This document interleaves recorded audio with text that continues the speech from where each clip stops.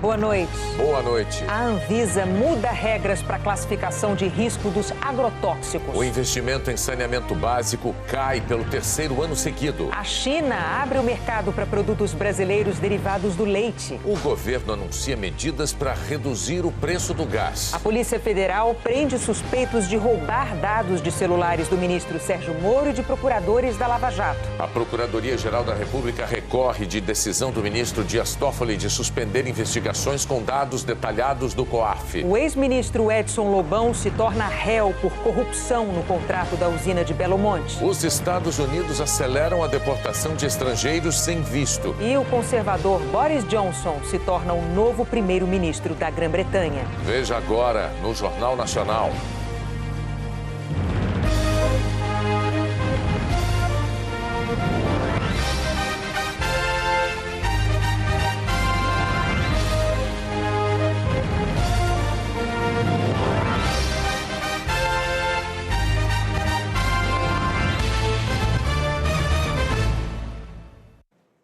O Brasil adotou uma nova classificação para avaliar o risco à saúde provocado por agrotóxicos. Antes de mexer com o agrotóxico, Antônio coloca toda essa roupa de proteção. Isso é muito importante para a saúde nossa, entendeu? Tem que se proteger mesmo, tá? Antônio repete essa rotina toda semana. Depois de colocar as roupas de proteção, ele prepara o agrotóxico, que depois ele coloca nessa bomba, que ele vai usar para aplicar o produto em toda a plantação e assim garantir a produção de morangos. Ele diz que faz isso para afastar as pragas da plantação. Eu vou ter o risco da minha saúde, eu vou ter o risco do meu consumidor. Mas, por outro lado, se eu não bater esses produtos químicos, eu vou perder todo o meu investimento e todo o meu trabalho. As novas regras da Agência Nacional de Vigilância Sanitária mudam a classificação dos agrotóxicos. Os 4 níveis atuais passam para 6. Essas informações terão de estar nos rótulos daqui a no máximo 1 ano. Produto extremamente tóxico, faixa vermelha. Produto altamente tóxico, faixa vermelha também. Produto moderadamente tóxico, faixa amarela. Produto pouco tóxico, faixa azul, e produto improvável de causar dano agudo, faixa azul. O produto não classificado ganha uma faixa verde. Essa nova classificação leva em conta o risco do produto matar e não os danos que os agrotóxicos podem causar aos olhos ou à pele, por exemplo. Assim, só serão classificados na pior categoria os produtos que trazem risco de matar caso sejam ingeridos, inalados ou entrem em contato com a pele. Produtos que hoje são considerados extremamente tóxicos poderão receber classificações mais brandas. A Anvisa reconhece que a mudança pode reduzir o número de produtos enquadrados como extremamente tóxicos, de 800 para cerca de 300. O diretor da Anvisa diz que agora o Brasil vai seguir um padrão internacional, mas nega uma flexibilização das regras. A palavra pode ser utilizada, mas não é assim. Nós estamos igualando, como eu venho falando, o marco regulatório do Brasil ao marco regulatório do mundo. Então, se nós flexibilizarmos, o mundo inteiro está flexibilizando. Não é por aí. Vários países já desenvolvidos, que têm um processo mais maduro de regulação, está fazendo. Ou seja, eu faço com que esse padrão se transforme ao longo do tempo. Não barrando registros, não criticando classificações que muitas vezes não podem ser comparadas porque têm bases técnicas diferentes. O Greenpeace afirma que a nova classificação abre caminho para afrouxar as regras de controle dos agrotóxicos. Essa adesão a esse padrão internacional, ela pode trazer muitos riscos para a saúde da população e para o meio ambiente, porque ela vai abrir ainda mais brechas para novas aprovações de agrotóxicos e para agrotóxicos que podem ser muito tóxicos, porém não classificados como, né? Então, ela omite muito essa questão do perigo, o que coloca a sociedade brasileira ainda mais em risco e o meio ambiente também. A Anvisa afirmou que não acredita que o uso e a venda de agrotóxicos vão aumentar em razão das reclassificações. O Brasil é um dos países que mais usam agrotóxicos em todo o mundo. Em 2017, foram aplicadas 540 mil toneladas na agricultura. No mercado, existem 2.201 agrotóxicos diferentes. Nos últimos dias, dados do Instituto Nacional de Pesquisas Espaciais sobre desmatamento na Amazônia motivaram críticas do presidente Jair Bolsonaro e a reação do diretor do INPE em defesa do órgão. Os números divulgados se baseiam em imagens captadas por satélite e os pesquisadores afirmam que elas têm precisão superior a 90%. Uma floresta monitorada 24 horas por dia. Esse é o trabalho do programa DETER do INPE, em São José dos Campos, interior de São Paulo. O governo federal criou esse sistema em 2004, quando o Brasil enfrentava um pico de desmatamento. Ele aprimorou o acompanhamento da floresta, que era feito desde 1988, e deu mais agilidade aos órgãos de fiscalização, como o IBAMA. O programa fornece diariamente um mapeamento de áreas desmatadas superiores a 30 mil metros quadrados, ou seja, do tamanho de 3 campos de futebol. Os satélites detectam o corte raso, quando o desmatamento é total, e também diferentes estágios de degradação da floresta. O pesquisador aposentado do INPE, Carlos Nobre, explica a importância do DETER. Ele, às vezes, capta uma imagem que mostra o início do processo do desmatamento, antes dele ocorrer, a abertura de estradas para levar as máquinas. E quando é ilegal, quando o IBAMA comprova que não houve autorização, ou é numa área pública, ou é numa reserva, ou numa terra indígena, o IBAMA e os órgãos estaduais também agem imediatamente, às vezes com a Polícia Federal, e tem conseguido, historicamente, nos últimos anos, desde 2005, realmente reduzir bastante as taxas. Se o DETER serve para dar um diagnóstico do momento, para saber o índice anual de desmatamento da Amazônia, o INPE utiliza um outro sistema, o PRODES. Ele usa sensores de melhor resolução espacial e consegue um resultado mais preciso, com um nível de acerto de 95%. O resultado sai uma vez por ano, em novembro. Em entrevista no começo de julho, antes de toda a polêmica levantada pelo presidente Jair Bolsonaro sobre o INPE, o coordenador do DETER falou sobre a importância de analisar os dados de desmatamento com critério. Quando você compara um mês com relação a outro mês, percentualmente, às vezes você tem grandes acréscimos, mas é preciso olhar se esse grande acréscimo se traduz num grande acréscimo absoluto. O que nós sugerimos é que essas análises englobem períodos de intervalos de tempo maiores. Por exemplo, um trimestre. Você pega os meses, o trimestre abril, maio, junho desse ano em relação a abril, maio, junho do ano anterior ou de anos anteriores. Os dados do INPE são reconhecidos internacionalmente. O Instituto já capacitou profissionais de mais de 60 países com base na experiência de mais de 60 anos de trabalhos sobre o desmatamento da Amazônia. E os dados sobre o desmatamento são públicos e podem ser acessados por qualquer pessoa pela internet. Essa transparência é o nosso maior fator de credibilidade. Além disso, o INPE mantém um sistema de avaliação dos resultados do que é entregue, do que é disponibilizado à população. Então, o tempo todo nós estamos analisando, nós pegamos amostras dessas áreas desmatadas e passam por um processo de auditoria externa para que os auditores externos se posicionem sobre esse produto. A Agência Nacional de Saúde Suplementar limitou em 7,35% o reajuste nas mensalidades dos planos de saúde individuais ou familiares com aniversário entre maio de 2019 e abril de 2020. A decisão vai ser publicada no Diário Oficial de amanhã. A Agência Nacional do Petróleo está considerando a possibilidade de autorizar a venda fracionada de gás de cozinha. Foi lançado hoje o programa do novo mercado de gás, que tem o objetivo de reduzir o preço. A Agência Nacional do Petróleo quer permitir a venda do botijão de gás parcialmente cheio. Na cerimônia no Palácio do Planalto, o diretor-geral da agência disse que a medida em análise deve beneficiar o consumidor doméstico. Está em estudo a liberação do botijão sem marca e o enchimento de vasilhames de outras marcas. Hoje, o usuário recebe o botijão na sua casa ou vai retirá-lo numa revendedora. Se avalia dar ao consumidor, como acontece nos Estados Unidos, a opção de levar o botijão a locais de enchimento, onde não terá que pagar novamente pelo volume de gás residual que ficou no recipiente ao final do uso. Atualmente não é possível comprar um botijão parcialmente cheio, prática que equivaleria a um motorista ser obrigado a encher todo o tanque do carro.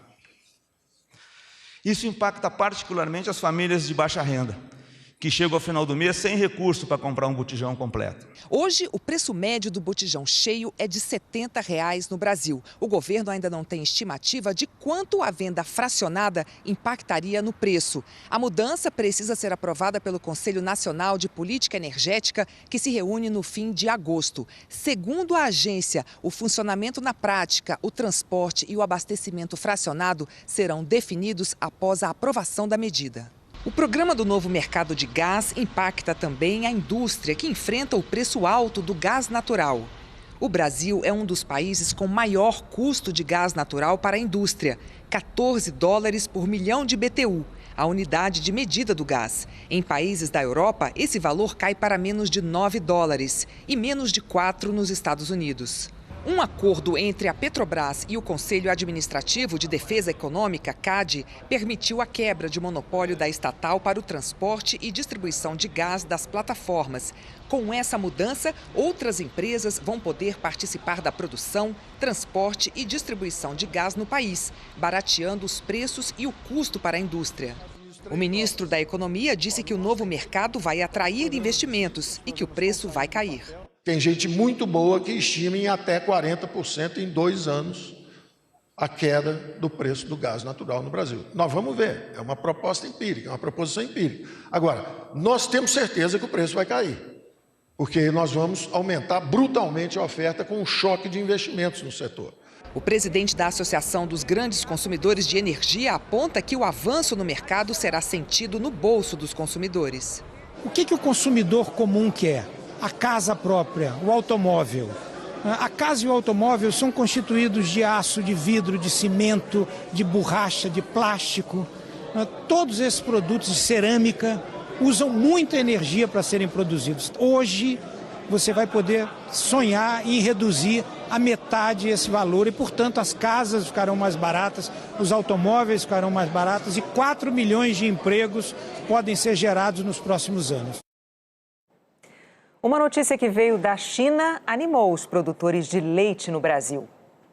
A China está interessada em todos os derivados. Queijos, leite em pó e até mesmo o leite condensado pode virar brigadeiro no país que mais importa lácteos no mundo. E é isso que interessa para os produtores brasileiros. Gente para comprar o que eles não estão conseguindo vender aqui. A indústria viveu momentos difíceis em 2015 e 2016. Se recuperou um pouco em 2017, mas ficou praticamente no mesmo lugar no ano passado. Enquanto isso, só de leite em pó, a China importa 800 milhões de toneladas por ano. É mais do que toda a nossa produção, que é de 600 milhões de toneladas. Mesmo comprando muito leite, os chineses ainda consomem pouco. É que o país tem quase 1 bilhão e 400 milhões de habitantes.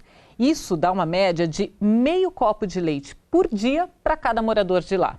Já o brasileiro consome 5 vezes mais, 2,5 copos. E é olhando para essa conta aqui que os produtores enxergam uma oportunidade de vender mais e mais. Os números são da Confederação da Agricultura e Pecuária do Brasil. Por enquanto, 24 produtores brasileiros tiveram o ok da China para negociar os produtos. Há um trabalho muito grande no setor de lácteos brasileiro no sentido de ampliar esse mercado, de fato termos condição de comercializar produtos de qualidade superior no mercado interno e no mercado internacional. A associação que representa a cadeia produtiva espera aumentar as exportações em 17 milhões de reais. O governo brasileiro diz que o acordo com os chineses estava estabelecido há 12 anos, mas não havia nenhuma empresa brasileira com aval para exportar para a China. O impacto em si, em valores absolutos, valores relativos, será monumental? Não vai ser monumental, mas é uma ótima sinalização. É um primeiro passo para que a gente consiga acessar outros mercados. A arrecadação de impostos do governo federal registrou alta de 1,8% no primeiro semestre, na comparação com o mesmo período do ano passado. Os mais de 757 bilhões de reais foram o melhor resultado para um primeiro semestre em 5 anos. Houve crescimento nas receitas do imposto de renda das pessoas jurídicas e na contribuição social sobre lucro líquido. O ministro da Economia, Paulo Guedes, disse que o governo federal vai liberar o saque de contas ativas e inativas do Fundo de Garantia por Tempo de Serviço todos os anos. A liberação das retiradas das contas do FGTS deve ser detalhada e oficializada amanhã. Segundo o ministro, a expectativa é que a medida injete 42 bilhões de reais na economia até o fim do ano que vem. Nesta terça-feira, o presidente Jair Bolsonaro visitou um estado nordestino pela primeira vez desde a controvérsia em que se envolveu com governadores da região. Ele inaugurou um aeroporto em Vitória da Conquista, na Bahia. Hoje de manhã cedo, ainda em Brasília, o presidente Jair Bolsonaro criticou o governador da Bahia, Rui Costa, do PT. Segundo o presidente, o governador não autorizou a presença da Polícia Militar na cerimônia de inauguração do aeroporto. Numa rede social, Bolsonaro afirmou que estava de partida para a Vitória da Conquista para a inauguração do aeroporto, que é lamentável o governador da Bahia, que não autorizou a presença da Polícia Militar para a segurança e que passou a responsabilidade de tal negativa ao seu comandante-geral. O governador Rui Costa respondeu ao presidente em entrevista à Rádio Metrópole. Se o evento é exclusivamente federal, as forças federais cuidem da segurança do presidente. A segurança do novo aeroporto de Vitória da Conquista e do entorno foi feita pelo Exército, Polícia Federal e Polícia Rodoviária Federal. Barreiras foram montadas em vários pontos de acesso ao aeroporto. A obra do novo aeroporto de Vitória da Conquista durou 5 anos. O investimento foi de 106 milhões de reais. 75 milhões vieram do governo federal e 31 milhões do governo estadual. Segundo o governador da Bahia, o governo Bolsonaro não investiu qualquer recurso na obra. O presidente Jair Bolsonaro chegou à cidade pouco antes das 11 da manhã. A cerimônia, que reuniu cerca de 600 convidados, a maioria do governo federal, foi numa área interna.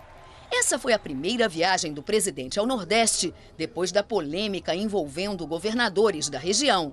Na sexta-feira, Bolsonaro disse numa conversa informal com o ministro-chefe da Casa Civil, Onyx Lorenzoni, que daqueles governadores de Paraíba, o pior é o do Maranhão. Em protesto, o governador da Bahia não participou do evento e criticou o presidente. Um estadista, alguém que conduz uma nação, tem que pregar paz. Tem que pregar o entendimento, tem que pregar a cooperação e a amizade entre os brasileiros. Não pode estar pregando beligerância, guerra, preconceito. O mundo está perplexo com o que o Brasil está fazendo. Na cerimônia de hoje, o presidente fez elogios ao Nordeste. Não estou em Vitória da Conquista, não estou na Bahia, nem no Nordeste. Estou no Brasil. Não há divisões entre nós. Sexo, raça, cor, religião ou região. Somos um só povo, uma só raça, com um só ideal e um só objetivo: colocar esse grande país no lugar de destaque que ele merece. Eu amo o Nordeste. Afinal de contas, a minha filha tem em suas veias sangue de cabra da peixe. Logo depois da inauguração, o presidente foi para uma área externa, onde estava a maioria dos convidados. Bolsonaro voltou a elogiar o Nordeste. Não é para qualquer um se trem na cabeça, não. Somos todos Paraíba. Somos todos baianos. O que nós não somos é aqueles que querem puxar para trás o nosso estado, o nosso Brasil. A seguir, uma feira com soluções para tornar cidades brasileiras mais inteligentes. O investimento em saneamento cai pelo 3º ano seguido. Os brasileiros preocupados com a saúde pública receberam uma notícia ruim. Pelo 3º ano seguido, caiu o investimento em saneamento básico. O rio Tietê, que corta o estado mais rico do país, é como o espelho de um Brasil que anda para trás. Em 2017, o investimento em saneamento básico voltou ao nível de 2011, 11 bilhões de reais. O resultado desse retrocesso se acumula nas margens. Os pesquisadores dizem que bons indicadores do nível de saneamento básico dos municípios são os rios. E aqui em São Paulo, o Pinheiros e o Tietê, mortos pela poluição, refletem o atraso que aparece nas estatísticas. Deixam aí, para todo mundo ver, que tem esgoto sendo lançado na natureza sem tratamento até nas regiões mais ricas do país. Guarulhos lança 96% da sujeira que produz direto nos córregos. O segundo maior município de São Paulo ficou entre os piores do país no ranking do Instituto Trata Brasil. Franca, no interior, investiu mais. Porto Velho, na região norte, tem o pior cenário, com dados de países africanos, segundo pesquisadores. É inadmissível para o tamanho e a relevância que o Brasil tem no mundo ter indicadores tão vergonhosos de saneamento. Um país que não consegue levar água potável para as pessoas, tirar o esgoto e tratar, nunca vai poder ser chamado de país desenvolvido. 8 em cada 10 brasileiros têm água tratada em casa. Ainda são 35 milhões sem esse direito básico. E menos da metade da população, 100 milhões de pessoas, não têm coleta de esgoto. Um problema do tamanho do país. Na região norte, só 10% tem coleta de esgoto. No Nordeste, 26%. Sul, menos de 44%. Centro-Oeste, 53%. E Sudeste, 78%. A maior preocupação é que a gente está atrasado e ainda vai demorar pelo menos aí uns 40, talvez 50 anos para alcançar a universalização. Até lá, o Brasil vai ter cenários como esse, onde criança fica presa para não cair no córrego, cresce pouco e falta na escola porque vive doente. A gente vê a realidade, lá fora é uma, aqui dentro é totalmente diferente do que o pessoal pensa, né? A valorização que a gente tem aqui acaba não tendo nenhuma. O Ministério do Desenvolvimento Regional reconheceu a necessidade da ampliação dos recursos para alcançar a universalização do saneamento básico e afirmou que tem buscado alternativas para aumentar os investimentos privados no setor.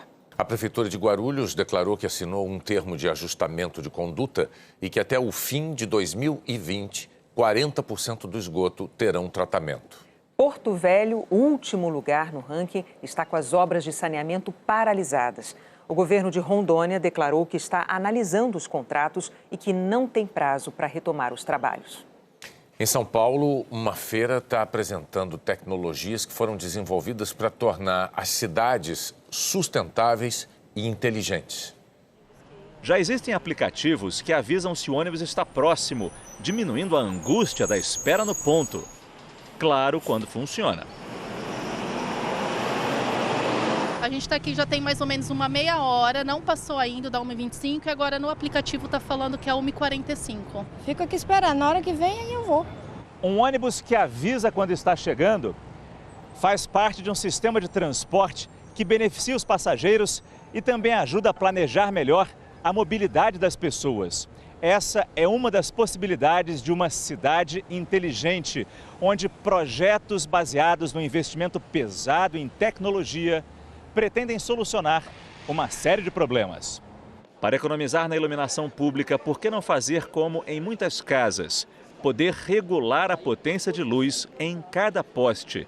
Isso reduziria em até 40% o consumo de energia e aumentaria a vida útil da lâmpada. Se à noite há pouco movimento, você não vai, obviamente, apagá-la, mas você vai reduzir o brilho a um nível seguro, adequado para aquela região. Nesta feira estão inventos que mapeiam as cidades e possibilitam desenvolver ferramentas para os gestores. O sistema de reconhecimento facial agora leva apenas 5 segundos para identificar um rosto na multidão. Em Vitória, um sistema de câmeras procura carros roubados. De olho nas ruas, elas rastreiam as placas dos veículos e comparam com o banco de dados da polícia. O investimento em cidades inteligentes não é pequeno. Esse economista representa o Reino Unido e conta que lá o dinheiro para pesquisa e desenvolvimento vem de parcerias entre governo e empresas privadas. Em 2017, alcançou o equivalente a 154 bilhões de reais. No Recife, os britânicos vão ajudar no monitoramento das tubulações para baixar o desperdício de água tratada.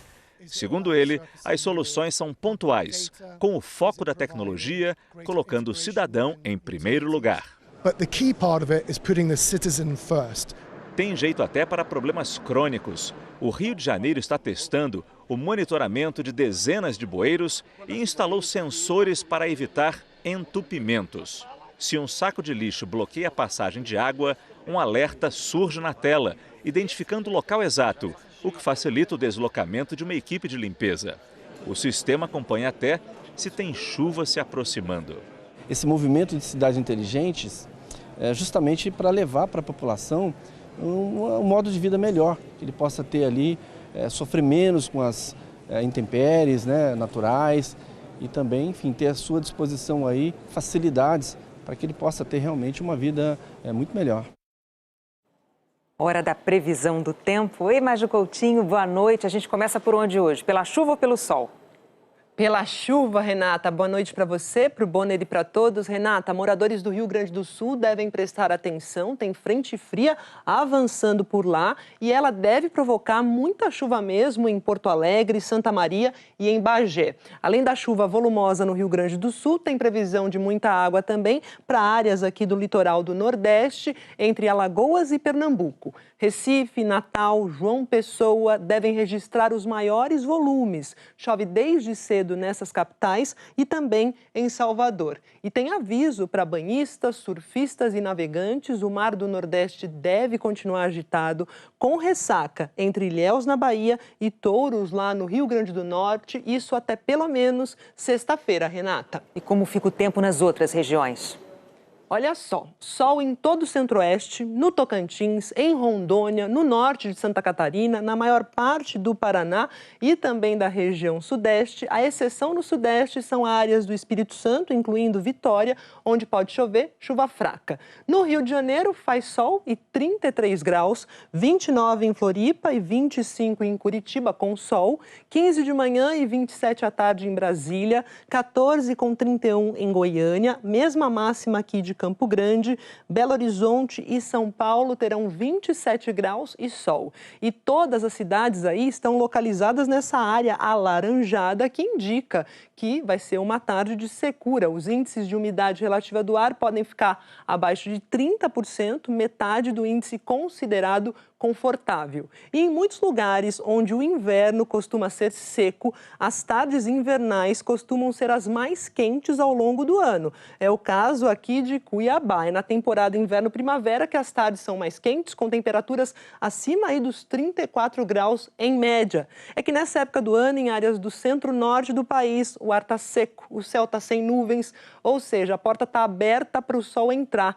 Essa linha laranja aqui mostra justamente isso, o aumento do número de horas de sol por mês lá em Cuiabá entre julho e agosto, que é o oposto do que ocorre no sul, como está aqui representado pela linha azul, indicando Porto Alegre, quando o sol fica lá entrando mais horas de sol lá para dezembro, janeiro. Amanhã tem mais sol para dar e vender em Cuiabá, que deve registrar 36 de máxima, 35 em Porto Velho e 36 também em Palmas. E, Renata, repare que a amplitude térmica, a diferença entre a mínima e a máxima está bem alta. 17 graus de diferença em Cuiabá, 16 em Porto Velho e 15 em Palmas. Obrigada, Maju. Até amanhã. Até amanhã. A seguir, a Polícia Federal prende suspeitos de roubar dados de celulares do ministro Sérgio Moro. A Justiça aceita a denúncia contra o ex-ministro Edson Lobão por corrupção.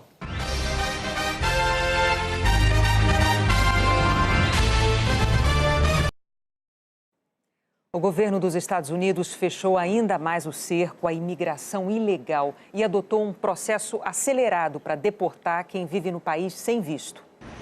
Agentes federais americanos vão poder, a partir de agora, prender e deportar imediatamente imigrantes em situação irregular que não conseguirem provar que estão nos Estados Unidos há pelo menos 2 anos. A lei de imigração justificava as chamadas deportações sumárias, sem direito à defesa perante um juiz, apenas para indocumentados detidos poucas semanas depois de entrarem no país. E as ações dos agentes federais se limitavam a uma área de menos de 200 quilômetros da fronteira com o México. Agora, detenções poderão ser feitas em qualquer ponto dos Estados Unidos. Na semana passada, o presidente Donald Trump anunciou que ia deportar mais de 2.000 imigrantes ilegais. Só que apenas 35 foram presos.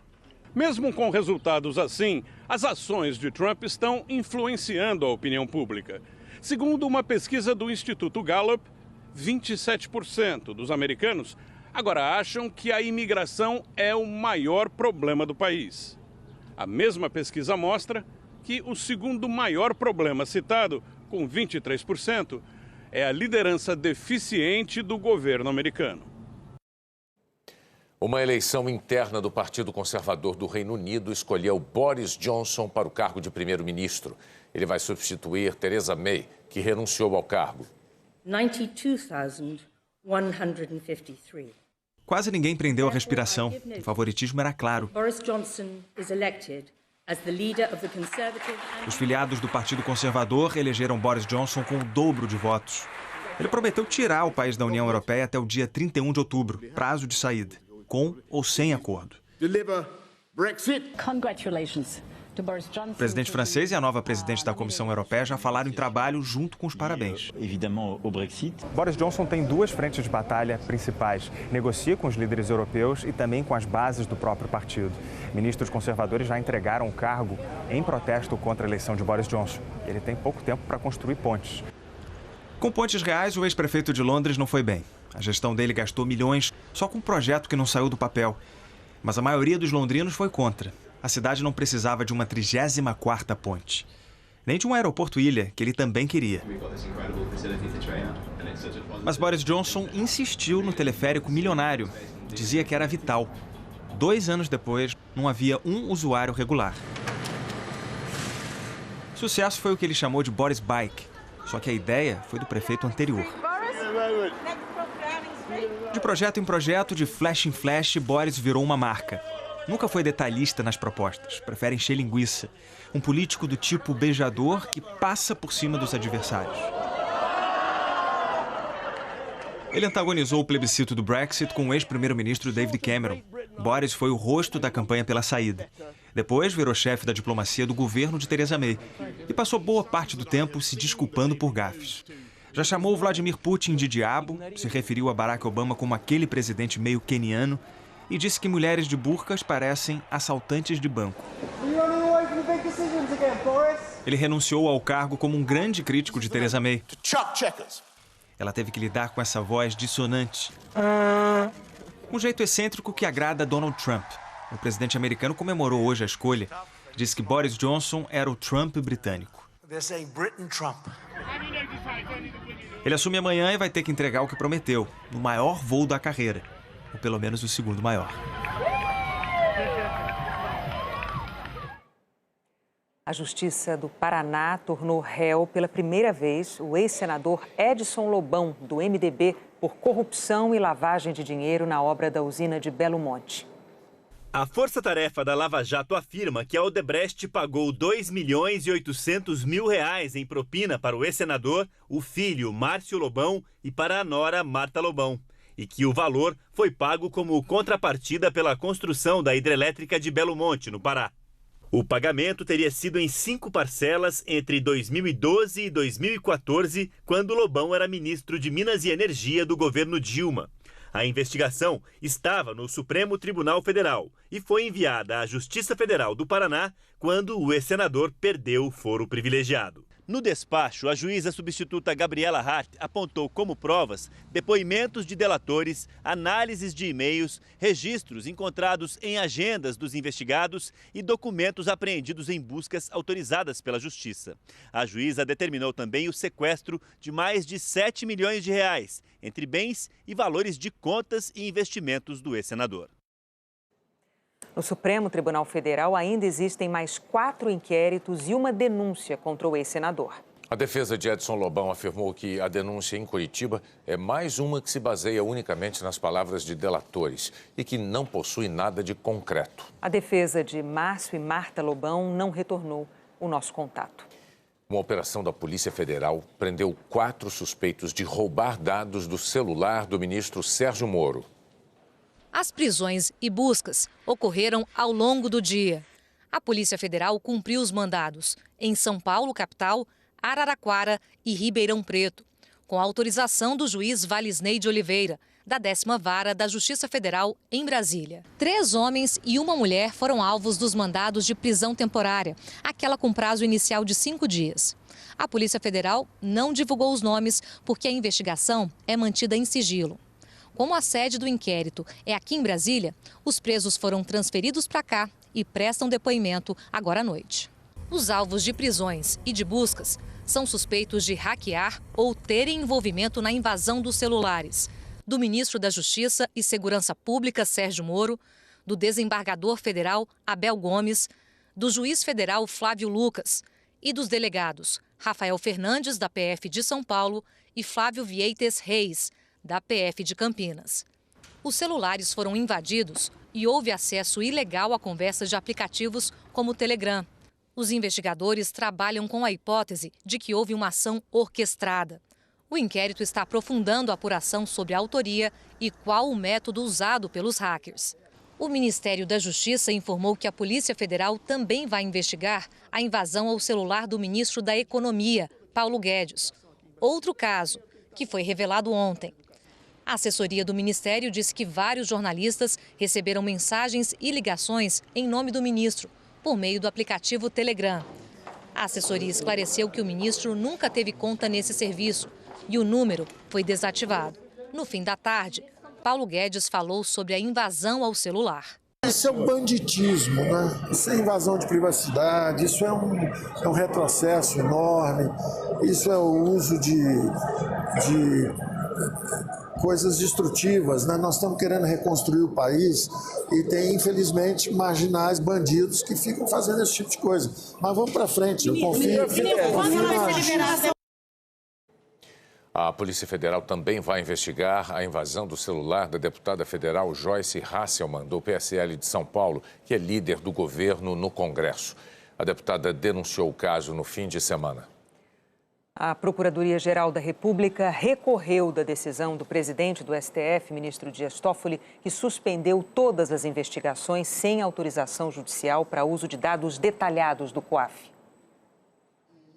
No recurso, a procuradora Raquel Dodge aponta o que chama de obscuridades, pontos que quer que sejam esclarecidos. Argumenta que a decisão do ministro Dias Toffoli foi mais ampla do que o tema do recurso que será julgado pelo plenário do Supremo, que a liminar de Toffoli fere entendimentos anteriores do STF e que o ministro não poderia ter suspendido casos envolvendo presos, inquéritos policiais e procedimentos internos do Ministério Público. Toffoli suspendeu as investigações com dados detalhados de órgãos de inteligência como o Conselho de Controle de Atividades Financeiras, o COAF, após um pedido do senador Flávio Bolsonaro, do PSL, investigado pelo Ministério Público do Rio quando era deputado estadual. A Procuradora-Geral da República argumenta que é o compartilhamento do relatório detalhado, suspenso por Toffoli, que permite o início das investigações. Dodge diz que para que a finalidade de coibir lavagem de dinheiro, corrupção e crime organizado possa ser alcançada, o COAF deverá fornecer ao Ministério Público, por meio do relatório de inteligência financeira, todas as informações necessárias, não apenas para demonstrar a presença dos indícios de crime, mas também para possibilitar a instauração do inquérito e a fundamentação de pedido judicial de quebra de sigilo bancário e fiscal. Dodge afirma que apenas informações globais não são suficientes, porque a engrenagem anti-lavagem existente no país, para funcionar, depende diretamente da possibilidade de que o COAF possa enviar ao Ministério Público os dados financeiros necessários para demonstrar a presença dos indícios da lavagem de dinheiro. Raquel Dodge afirma que, em outras palavras, em vez de criar um cenário globalmente favorável, a decisão de Toffoli concorre para a visão do Brasil como paraíso fiscal.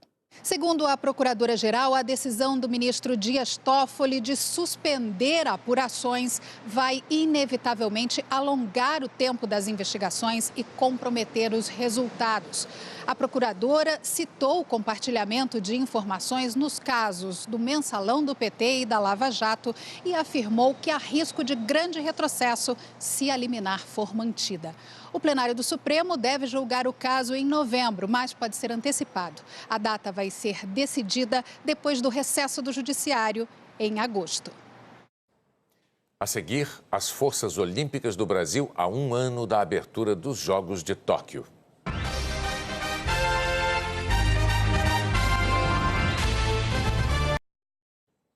Morreu em São Paulo, aos 78 anos, o jornalista Juarez Soares. No rádio e na televisão, o paulista de São José dos Campos conquistou o respeito e o carinho do público e dos colegas. Os olhos puxados valeram o apelido carinhoso de China. Durante os 8 anos em que atuou na TV Globo, Juarez Soares cobriu as Copas do Mundo de 78 e de 82. Participou também com humor e com talento do Bom Dia São Paulo, apresentando o noticiário esportivo. Também teve passagens pela Bandeirantes, o SBT, a Record e a Rede TV. Recentemente pediu licença da Rádio Capital para se tratar contra um câncer. Hoje não resistiu a uma parada cardíaca. Juarez Soares teve 4 filhos e 2 enteados. Era casado com a também jornalista Helena de Gramont.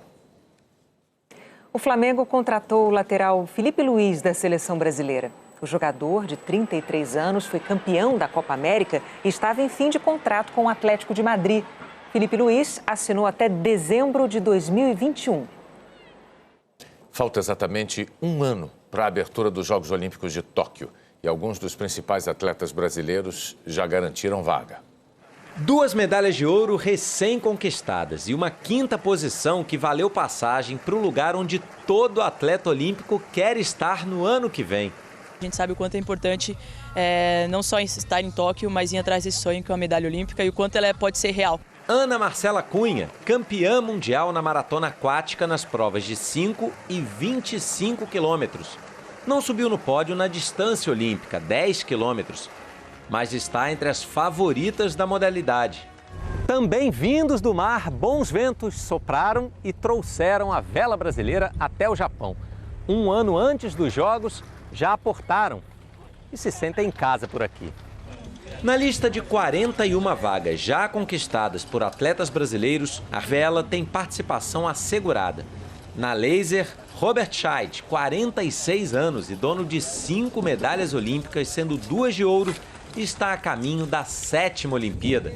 Muita gente me pergunta o que me motiva para continuar no esporte por tantos anos. Eu acho que a coisa principal é que eu tenho muito prazer em velejar, muito prazer em competir. Na 49er FX, as atuais campeãs olímpicas Martine Grael e Kaena Kunze ainda precisam cumprir certas formalidades, como participar de algumas regatas.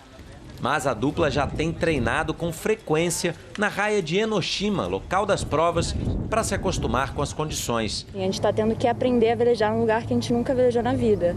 Então isso está sendo realmente um desafio enorme. Cada dia que a gente sai é diferente. Em outras águas, nas piscinas, o time masculino do revezamento 4 por 100 metros nado livre garantiu o Brasil nessa prova em Tóquio. Os atletas escalados serão escolhidos mais para frente. Mesma situação das seleções femininas de futebol e rugby. A delegação brasileira, por enquanto, é a 11ª em quantidade de atletas. A equipe menor, em comparação com o Rio, era natural. Os 465 integrantes serão agora algo em torno de 250 nas contas do Comitê Olímpico. Em modalidades sem muita tradição, o Brasil não terá as vagas garantidas que teve em 2016 por ser o país sede. A redução que preocupa mais é nos investimentos. É normal que após essa edição, esses investimentos eles tenham uma retração. Somado a isso, tem toda a questão econômica que envolve o Brasil nesses últimos anos. Com a delegação menor, a estratégia é direcionar recursos para tentar desempenho próximo ao do Rio, quando 19 medalhas foram conquistadas na melhor participação histórica do Brasil. E mesmo sendo o Japão um país caro e distante, 8 centros de treinamento na área de Tóquio já estão reservados para os atletas brasileiros. O Jornal da Globo é depois de Carcereiros. Uma boa noite. Boa noite.